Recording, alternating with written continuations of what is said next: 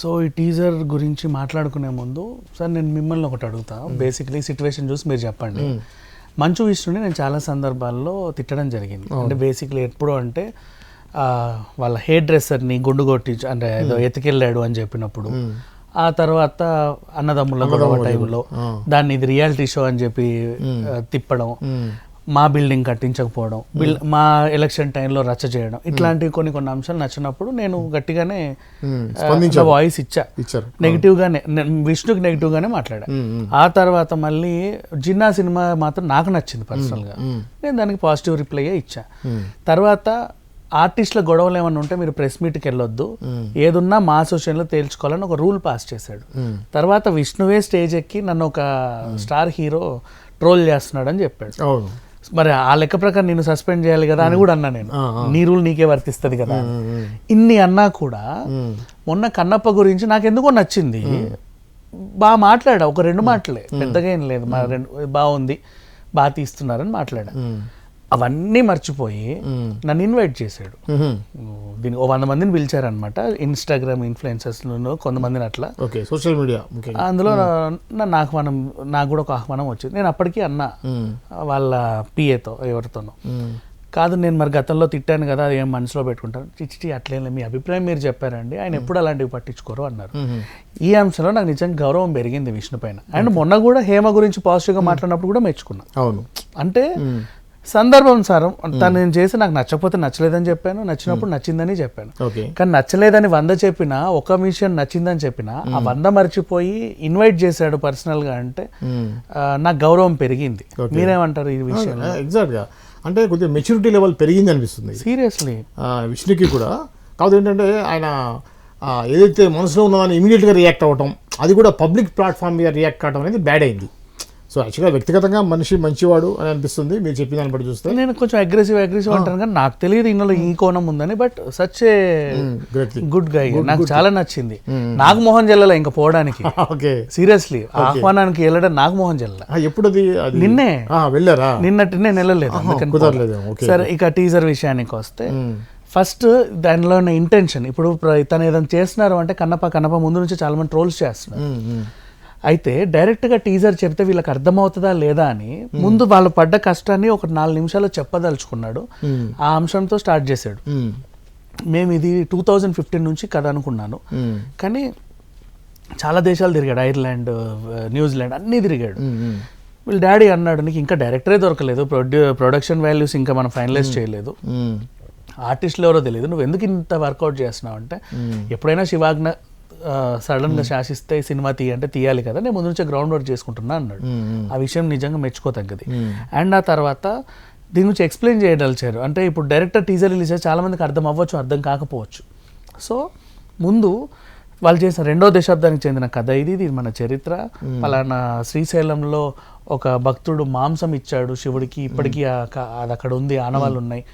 దూర్జటి గురించి, శ్రీకృష్ణదేవరాయల కాలం గారి గురించి, ఇంకా వీళ్ళకి తెలిసినటువంటి ఎక్స్పీరియన్స్లు అన్నీ చెప్పుకున్నాడు. దాన్ని బట్టే అర్థమైంది చాలా గ్రౌండ్ వర్క్ చేశారు వీళ్ళు అని, రీసెర్చ్ వర్క్ చేశారు. అది ఎక్స్ప్లెయిన్ చేసిన తర్వాత ఇప్పుడు టీజర్ మనకు చూపించారు. టీజర్ విషయంలోకి వెళ్తే, నువ్వు మన వాయులింగాన్ని పికటి వేళ్లతో తీసుకురమ్మని చెప్పి పంపావు కదా 50 మందిని, నీ తమ్ముడు టెంకన్నతో సహా 50 మందిని వాడు చంపేశాడు అని ఒక రాక్షసుడు చెప్పే వాయిస్.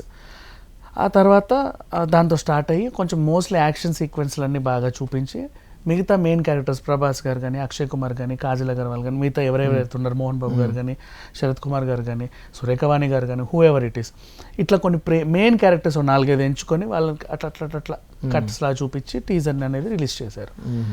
అండ్ ఎందుకు వీళ్ళు న్యూజిలాండ్ వెళ్ళారు అనేది ఇంత గతంలో మనం చాలా మంది అన్నారు, నేను కూడా ఖండించా, వీళ్ళు వెళ్ళడం కరెక్ట్ అని చెప్పి. ఎందుకంటే అడవి ఇవాళ రేపు మనకి సీజీ వర్కులు చేస్తున్నారు, కొన్ని రియలిస్టిక్ ఉంటాయి, కొన్ని ఉండవు, అవునా? కానీ ఒరిజినల్ లొకేషన్స్ కి వెళ్ళి అక్కడ తీయడం గ్రేట్. ఆ పెద్ద పెద్ద అవన్నీ, ఆ లోయలు, ఆ వ్యాలీ, ఆ నీట్ లేక్, అవన్నీ ఎక్కడెక్కడికో వెళ్ళి చేశాడు. అదంతా మనం కెమెరాలో చూపించాడు. నాకు అవి విజువల్స్ బాగా అనిపించింది. అండ్ నెక్స్ట్ యాక్షన్ సీక్వెన్స్ తో ముగించి 1 నిమిషం 39 సెకండ్లు ఏమో ఉంది సార్ టీజర్. ఇదేంటంటే చాలా మంది అంటారు హీరోకి మార్కెట్ ఉంటేనే కదా ఇన్ని కోట్లు పెడతారు, వీళ్ళు ఏ ధైర్యంతో పెడతారని అంటారు. వీళ్ళు కంటెంట్ నమ్మి పెట్టారు.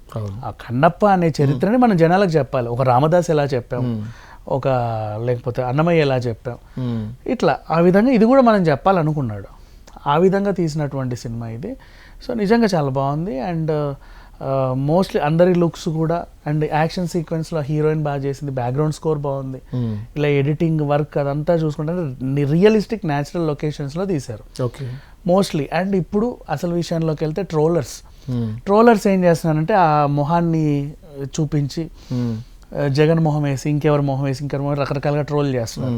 ట్రోలర్స్ ఎప్పుడు ఉంటారు, ట్రోల్ చేస్తూనే ఉంటారు, అది వాళ్ళ డ్యూటీ, వాళ్ళని ఏం అనలేము. కానీ ఇది మంచు విష్ణు సినిమా మనం ఖచ్చితంగా ట్రోల్ చేయాలి అనే విధంగా కాకుండా ఇది ఒక కన్నప్ప సినిమా, మనం ఖచ్చితంగా చూసి మన అనుభవం చెప్పాలి అనుకుంటే నిజంగా ఎవరు దాన్ని ట్రోల్ చేయరు. బేసికలీ అదొక చరిత్ర తెలుసుకోవాలి. శాకుంతలం సినిమా నేను ఒప్పుకుంటా, కొంచెం ప్రొడక్షన్ వర్క్స్ నాసిరకంగానే ఉన్నాయి. కానీ పుస్తకం చదువుతాము శాకుంతలం గురించి, కార్టూన్స్ చూస్తాం, యానిమేషన్లో చూస్తాం, దానికంటే అది బెటరే కదా. అదేంటి మనం తెలుసుకోవాలి ఆ చరిత్ర, అది ఎట్లుంది అని తప్పులు ఎతకొద్దు, నీకు అనవసరం. అది కథ ఏ విధంగా చెప్పాడు, అదొక చరిత్ర. ఇప్పుడు పొన్నియిన్ సెల్వన్ అదొక చరిత్ర, చోళుల గురించి. ఏదైనా సరే, ఇప్పుడు గౌతమ పుత్ర శాతకర్ణి అదొక చరిత్ర. కథ ఏంటో తెలుసుకోవడానికి వెళ్ళండి. ఓహో అప్పుడు ఇలా ఉండేనా, ఒక హిట్లర్, ఒక ఇంకెవరో ఓ వీరప్పన్, వాట్ ఎవర్ కథలు, వాళ్ళు ఎవరు ఏం చేశారు ఏంటి అనేది అందులో చూపిస్తారు.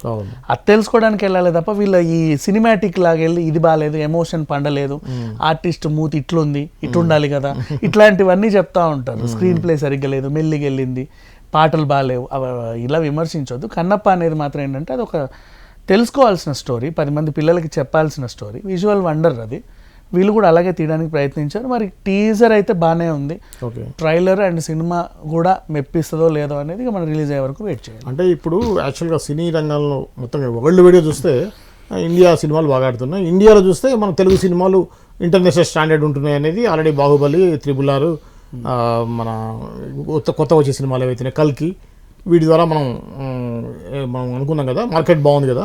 దీని మార్కెట్ ఎలా ఉండబోతుంది అంటారు? దీనికి ఇప్పుడు యాక్చువల్గా ఈ బాహుబలి వీటికి ఉన్నటువంటి మార్కెట్ దీనికి త్రిబుల్ లాగా వీటిని మార్కెట్ చేసుకోగలుగుతారా?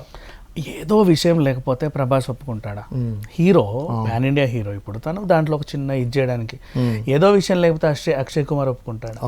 ఏదో సంథింగ్ ఉండని, అందుకే అంతమంది భారీ తారాగణం ఉన్నారు.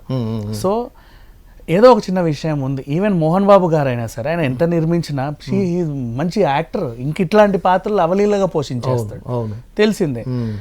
సో అట్లా చూసుకుంటే ఇంతమంది భారీ మహామహులు ఉన్నారు కాబట్టి ఏదో విషయం ఉండే ఉంటుంది. ఇంకా మార్కెట్ విలువ గురించి మాట్లాడుకుంటే కన్నప్పని అదే కన్నప్పలాగా ఇది సినిమాలా చూస్తే దీనికి నన్ను అడిగితే 2000 కోట్లైనా ఈజీగా వచ్చేస్తాయి. వీళ్ళు ఆ సబ్జెక్ట్ వదిలేసి ఈ హీరో ఇట్లా, ఆ హీరో ఇట్లా, మోహన్ బాబు అంట, విష్ణు అంట అని పిచ్చి పిచ్చిగా ట్రోల్స్ చేసి దాన్ని చంపకుండా సినిమాని ఎలా అయితే జిన్నాని చంపారో, జిన్నా అంతే. జిన్నా టైంలో మీకు అదేంటి వీడు జిన్నాకి వెళ్తున్నాడంట అని నవ్వేవాళ్ళు, టికెట్లు కొంటుంటే కూడా. వాడు ఇంటర్వెల్లో జిన్నా నుంచి బయటకు వస్తే ఈయన జిన్నా చూసి వచ్చాడు అంటే ఆ వెళ్ళేటోళ్ళు కూడా ఒక రకంగా చేశారు. అంత నెగిటివిటీ అవసరం లేదు. సినిమాలో ఇప్పుడు నిన్న మంచు లక్ష్మి యక్షిని రిలీజ్ అయింది, such a great performance, excellent. అది దాని గురించి నెక్స్ట్ లెవెల్, మళ్ళీ మాట్లాడుకుందాం తర్వాత. సో అట్లా యాక్టింగ్ని చూడండి, ఆ కంటెంట్ని చూడండి, ఆ సబ్జెక్ట్లో ఏముందో తెలుసుకోండి. ఫస్ట్ అసలు కన్నప్ప ఏంటో నీకు అర్థం కావాలి, ఆ తర్వాత నువ్వు విమర్శించుకో ఈయన ఇట్లా అని. నువ్వు కన్నప్ప గురించి తెలుసుకోకుండానే ఒక మూర్ఖుడిలా ప్రవర్తిస్తే తప్పు కదా. కరెక్ట్.